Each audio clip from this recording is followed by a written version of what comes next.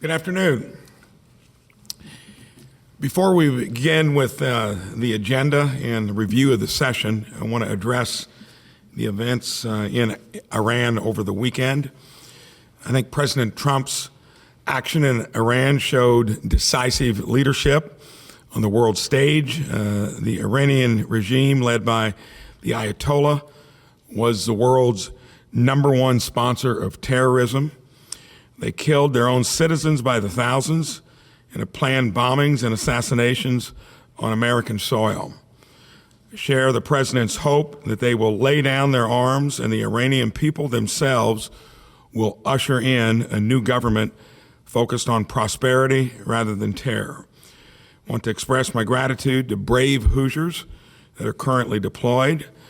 The state of Indiana has you and your families in our prayers, and we're proud and grateful for your service. Got to remember, for the 6 years I was in the U.S. Senate, there was always an issue with Iran not properly resolved. I think prior administrations never did deal with it in a way that might give some type of final resolution to it. So I think so far so good. We'll see what happens, but I think it was long overdue, making a strong statement for the world's greatest sponsor of terrorism. Now, getting back to my freedom and opportunity agenda, we focused on kitchen table issues, affordability. When I came in back in 2025, there was effort from the beginning put on trying to get the government operating more efficiently. We got a lot done. We had a lot of other issues that we dealt with, along with property taxes and so forth. But throughout, we were always working to make our agencies more responsive. That was back in 2025. And I shared in my State of the State address our priorities for this year of affordability, ensuring our communities are safe, improving education, and Indiana is now looked at across the country for the things that we've done in making education better in terms of serving parents, kids, and improvements in several criteria. We've been putting more money in a pocket of Hoosiers by focusing on keeping regulations and taxes low. Laid out these priorities clearly. We developed a strategy for delivering those priorities. And with the partners in the General Assembly, we were throughout weighing in on bills. And as you'll see from what we handed out to you, 19 of 23 associated agenda bills actually passed. That's an amazing percentage. 32 of 35 agency bills did the same. So, and that's because every day, every week of the session, Jason Johnson and our team that interacted with the legislators made sure that those priorities were in there and avoided actually a couple vetoes where, if it hadn't changed, probably would have been the first vetoes of my administration. So let's look at affordability. Energy, by far the biggest topic, the only one that we had the benefit of getting ahead of clearly. You can see what we did there with the Office of Utility Consumer Counselor. Abby Gray, out of the gate, said no to AES. You're not getting an increase. We recommend a 10% decrease. IURC replaced 3 of the 5 commissioners to be ratepayer conscious. A strong signal that in terms of affordability has to be something that changes. And our interaction with utilities and hyperscalers, I think they're getting the message. With performance-based rate making, utilities will have skin in the game. Their return on equity is not guaranteed like it has been in the past. Instead, through these performance incentive mechanisms, utilities must meet certain benchmarks for affordability and reliability. Another area we've improved affordability is no tax on tips. Last year, I brought this to the table, but the General Assembly did not advance it. Got it done this year. And this year, we brought it back, and through Senate Bill 243, qualifying Hoosiers will now pay no tax on tips or taxes on overtime. That's good news. Jobs and wages. Our jobs and wage strategy is delivering strong results. Real GDP and wages are growing faster than the national average in our neighboring states. If you remember from a prior communication, our GDP is growing at twice the rate of Illinois and Ohio's, 3 times the rate of Kentucky's, 5 to 6 times the rate of Michigan's. Another thing we did is emphasizing regions in our state, making sure the entire state is benefiting from economic development. If you remember, we replaced the complete Economic Development Board, had a forensic audit, and it's based upon transparency to make sure whatever we do, the public can see it. Proud that we put together a package to attract $2 billion worth of investment from the Chicago Bears. They're now looking at Indiana as a place to actually bring that franchise. No new news to report on it, but great headway. And the fact that they're even considering coming to Hammond versus keeping it in their own state says a lot about what we're going to try to do to tell everyone Indiana's a place, move your business, we're open for business. For jobs and wages to grow, we have to have a healthy business environment, and that means regulations have to be reasonable, but generally lighter. We flipped the model on the usual agency bill, and we used agency bills to advance these priorities. This year's IDEM bill, Senate Bill 277, removed burdensome regulations. We can protect the environment while still moving at the speed of business. And if you check with entities, individuals, and businesses that interact with our agencies, night and day difference from what it was before. And that's one thing I pledge to do, like I said earlier, starting in 2025. Public safety. Endorse the Fairness Act, which will make clear that Indiana is not a safe harbor for illegal immigration.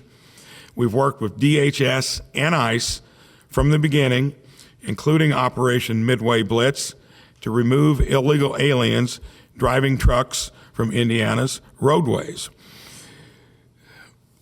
Legislative session, we took the next step to protect Hoosiers on our roadways. I called the legislature to take action this session to bolster Indiana's code to revoke CDLs issued to individuals who no longer have legal status.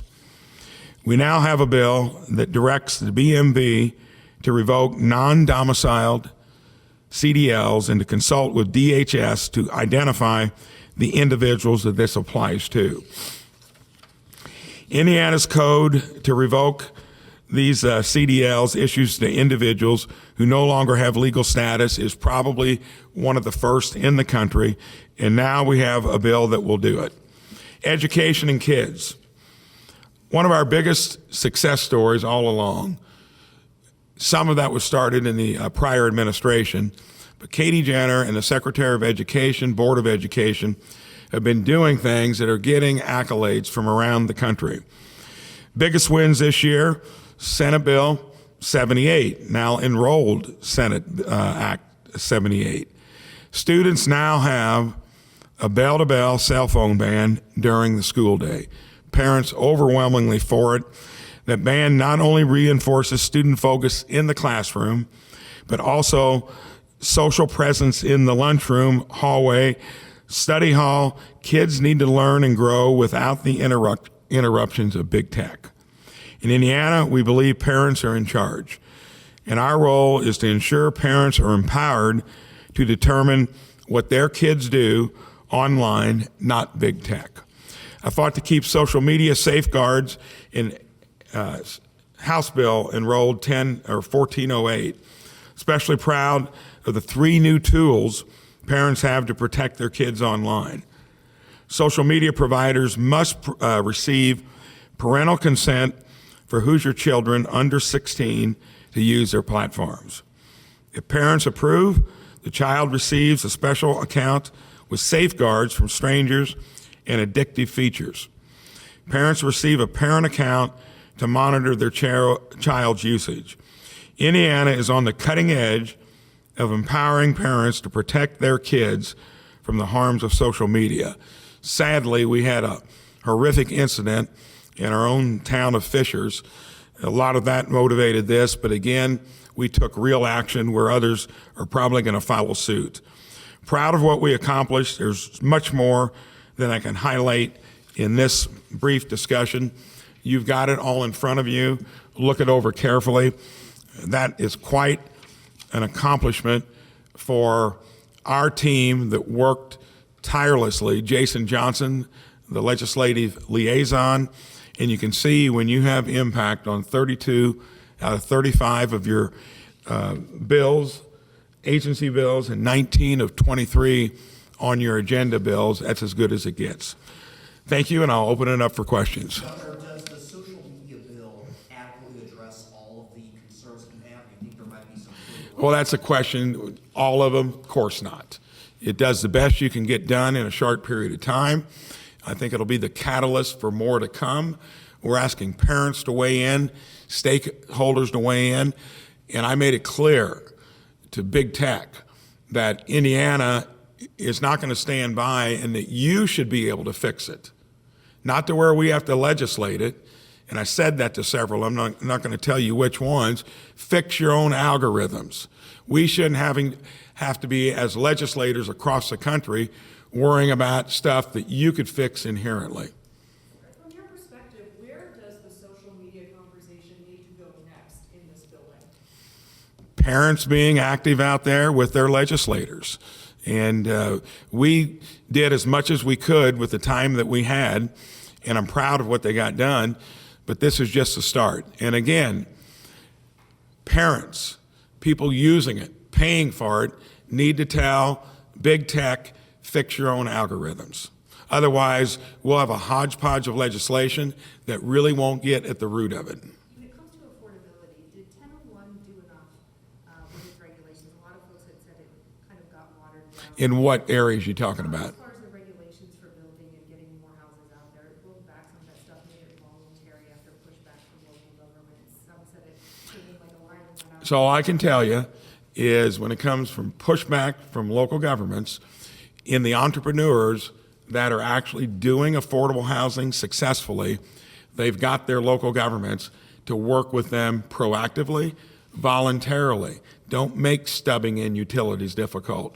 Work with us. And there are 2 or 3 of them that have been on that agenda already, and I think this encourages them to do more. In places like Cook Medical Group, in French Lick, Spencer, Bloomington have figured it out. Terre Haute has been able to do it. Other places across the state, but it's clearly this simple. Again, rather than our having to legislate it, it's already clear what works. Make sure, especially in areas where you need affordable housing, where you want to grow your workforce, you need to have homes that people can get into out of the gate. That means from 190,000 I've heard is low on some 3-bedroom homes. That's exceptionally low, up to no more than $325,000. That depends on the market. But the clear variable is local governments need to make it simple, not complicated. One would have been on the casino bill if it didn't actually include having the public discussion or referendum. I would have vetoed it.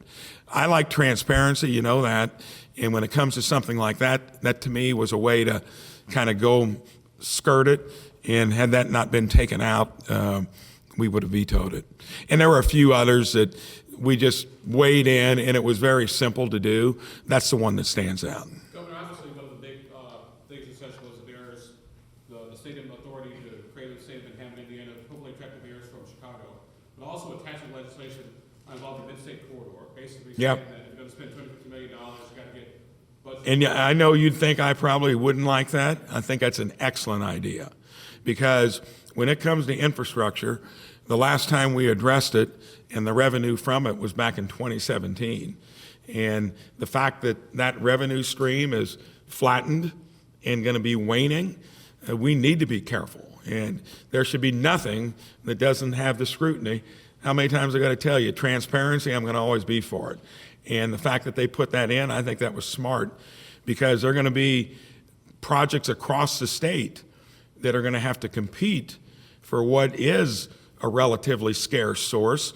And it's going to depend on the skin in the game, how advanced the project is, and NDOT's going to have the say-so. But I think it's wise on large projects to where you have the budget committee weighing in. Is Indiana going to be stepping up any security measures in light of the potential retaliatory attacks from Iran? So we will stay careful there. We always are going to be working with DHS. So far, I think everybody is watching to see what happens.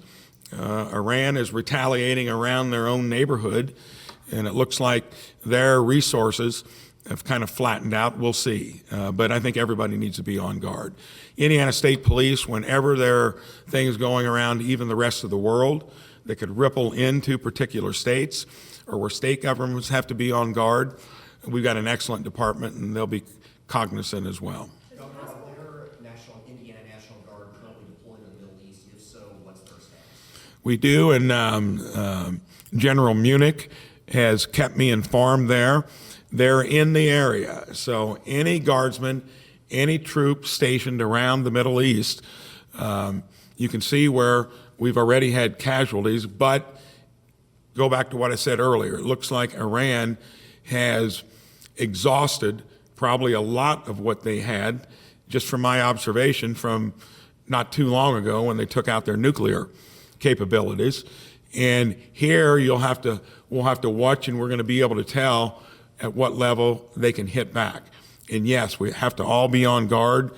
Everyone is in some peril that's stationed there, but it looks like from what we've seen to date that their capabilities were pretty well weakened in the way we went in the first place. But are you anticipating that any Indiana National Guardsmen will be at the forefront of what's unfolding in Iran? No, I think right now there's guardsmen from across the country and active military are stationed across in various places. And obviously they knew where some were, with the fatalities that were incurred.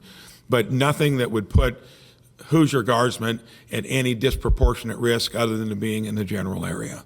House Bill 1343, the National Guard bill, created this military police force for the use of the governor. How do you see yourself using that? So that was something that when it was put in there, I see that we'd use that hardly ever. But when you need it, you'd want to have the ability to do it.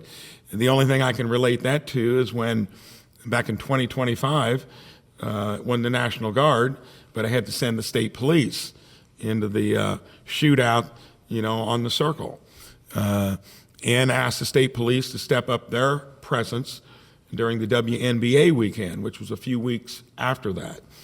I think when it comes to, you'd probably rather be prepared to be able to do it. There was nothing that was really, and I think it was there to be ready in case. And we thought it was a good idea to do it. Don't intend to use it unless it would be some type of absolute emergency where you needed to be ready to go and legislatively prepared to do so.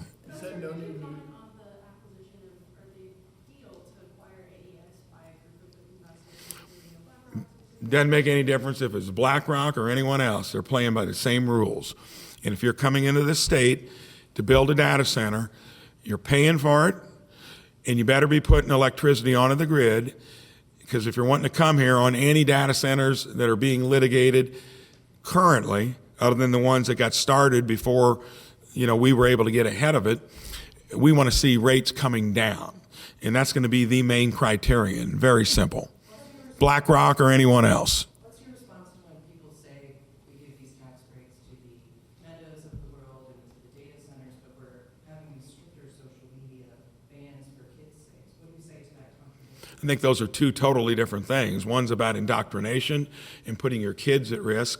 And when it comes into, this is economic development if you get it correct, but they're not coming in here and first of all, the electricity isn't available anywhere across the country.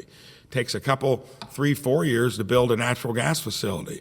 Could be a blessing in disguise if it's handled correctly, by actually putting more electricity on the grid and asking the richest countries in the world to do it and getting the economic development punch for it. But it's a very simple formula. You're not going to raise rates for families and existing businesses. And I don't think you can equate the two. Has your office heard directly from the Big Five that they will participate in the IURC inquiry? I've not heard directly, but everything we've projected has been simple. Regardless if somebody's buying your utility, you're going to be playing under the same rules. And it's the first time ever there's been a dynamic shift in this state to where ratepayers are the primary concern. Electric generation, we need it. It's got to be reliable, but it can't be a one-way equation. And that has changed. And I told you earlier, 3 of the 5 commissioners ratepayer conscious. And we're putting these statements out there. And you know why people, they're still wanting to come here? Because we're a business-friendly state.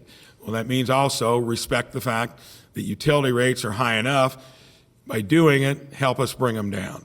Thank you very much. That's all the time I have. But what's your relation with lawmakers after this session? I know there was some points of contention early on. Abdul, you know better than anyone. I get along with almost anyone, regardless of the issue, always willing to talk about it. And my relationship with the legislators would be good. They were good when I was here for 3 years. And remember, when I was in the Senate, we got along better with congressmen and senators than any other office. That's why we got so much done. Here, the same way. Very much open conversation, transparent.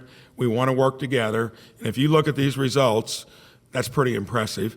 And thank you for the compliment of how much we got done, okay? That's it. Thank you.